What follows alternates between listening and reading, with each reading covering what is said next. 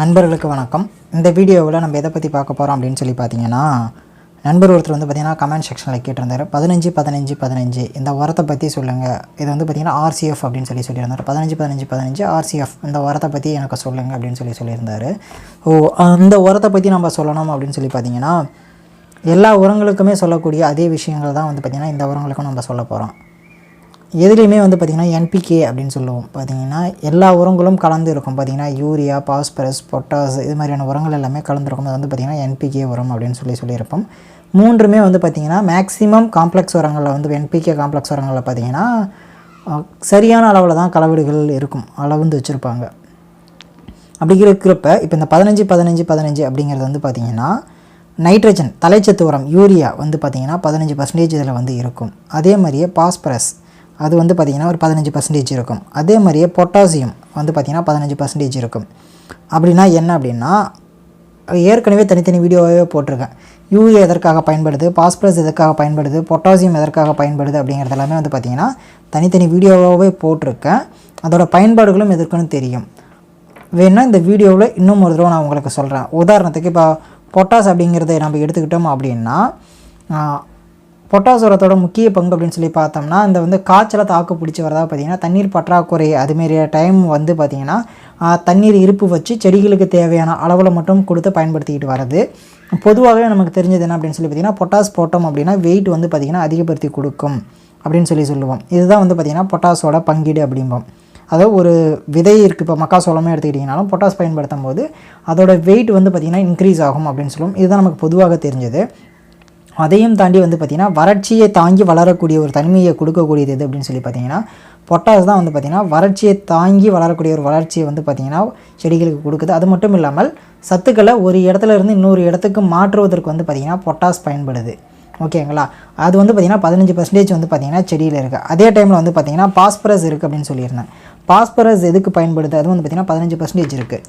எதுக்கு பயன்படுது அப்படின்னு சொல்லி பார்த்திங்கன்னா, புதிய செல்களை வந்து பார்த்திங்கன்னா செடிகளில் உற்பத்தி பண்ணுறதுக்கோ இலைகளில் உற்பத்தி பண்ணுறதுக்கோ, அது மட்டும் இல்லாமல் செல் டிவிஷன்னு சொல்லுவோம். செல் வந்து பிரியறது, அதுமாரி பிரியறதுக்காகவோ வந்து பார்த்திங்கன்னா அந்த பாஸ்பரஸ் வந்து நம்ம பயன்படுத்துவோம்.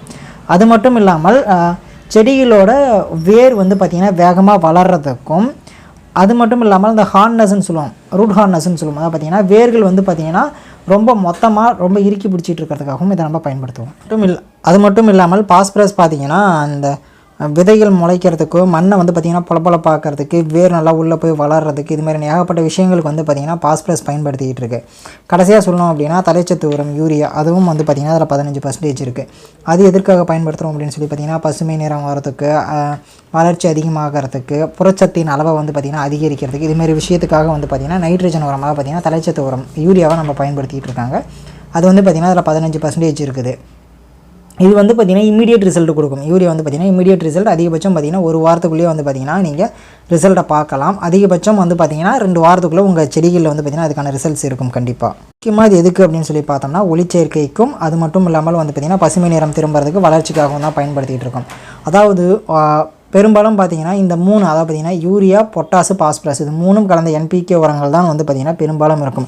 15க்கு 15, 16க்கு 16, 17க்கு 17 அப்படின்னா 15க்கும் 16க்கும் என்ன வித்தியாசம்னா, 15 விட 16ல் 1% வந்து பார்த்திங்கன்னா எல்லாத்தோட கண்டென்ட்டும் அதிகமாக இருக்கும். அதேமாதிரியே 15லிருந்து 17க்கு போனீங்கன்னா 15 விட 17ல் 2% வந்து பார்த்திங்கன்னா எல்லா உரங்களோட கண்டென்ட்டும் அதிகமாக இருக்கும். 16லேருந்து 17 பார்த்திங்கன்னா 1% அதிகமாக இருக்கும். 17லேருந்து 15 பார்த்திங்கன்னா 2% வந்து பார்த்திங்கன்னா எல்லா உரங்களும் வந்து பார்த்திங்கன்னா தன்மை வந்து கம்மியாக இருக்கும் 15ல். ஸோ நான் என்ன சொல்லுவேன் அப்படின்னு சொல்லி பார்த்திங்கன்னா, நீங்கள் அதிகமாகவும் போகலாம் கம்மியாகவும் பண்ணணும்னா ஆல் 16 16 இருக்குது இல்லைங்களா, அது நீங்கள் பயன்படுத்தினீங்கன்னாவே வந்து பார்த்திங்கன்னா போதுமான அளவு தான் செடிகளுக்கு. நீங்கள் வந்து பார்த்திங்கன்னா அந்த 15க்கு 15, 16க்கு 16 அப்படின்னு சொல்லி தனிப்பட்ட வகையில் போக தேவையில்லை. முக்கியமாக அந்த 15 வந்து பார்த்திங்கன்னா எதற்கு பயன்படுத்தலாம் அப்படின்னு சொல்லி பார்த்திங்கன்னா, அந்த பூ பூக்கிற செடிகளுக்கோ இல்லை காய்க்கிற செடிகளுக்கோ வந்து பார்த்திங்கன்னா அதிகமாக பயன்படுத்தினீங்கன்னா வந்து பார்த்திங்கன்னா பிரச்சனை இல்லை. ஏன்னா நல்ல ஒரு ரிசல்ட்டை கொடுக்கும் அப்படிங்கிறாங்க. இதை வந்து பார்த்திங்கன்னா பேசல் டோஸ், அதாவது பார்த்திங்கன்னா அடி உரமாக நீங்கள் போட்டிங்க அப்படின்னா நல்ல ரிசல்ட்டில் இருக்குது அப்படின்னு சொல்கிறாங்க. அடி உரம் மட்டும் இல்லாமல் நீங்கள் வந்து பார்த்திங்கன்னா மேலே போடுறப்ப வந்து பார்த்திங்கன்னா ஒரு செடிகளுக்கு 50 கிராம்லேருந்து 100 கிராம் வரைக்கும் பார்த்திங்கன்னா ஒவ்வொரு செடிகளுக்கும் போட்டுக்கிட்டு வந்தீங்க அப்படின்னா ஒரு நல்ல ரிசல்ட்டை கொடுக்கும் அப்படிங்கிறாங்க.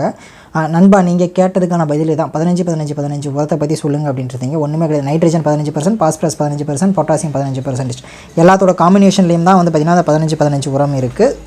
இதை வந்து பார்த்திங்கன்னா நீங்கள் எல்லா வகையான பயிர்களுக்கும் பயன்படுத்தலாம். மக்காசோளம், கரும்பு, அது இதுன்னு சொல்லி என்னென்ன பயிர்கள் இருக்கோ எல்லா வகையான பயிர்களுக்கும் பயன்படுத்தலாம்.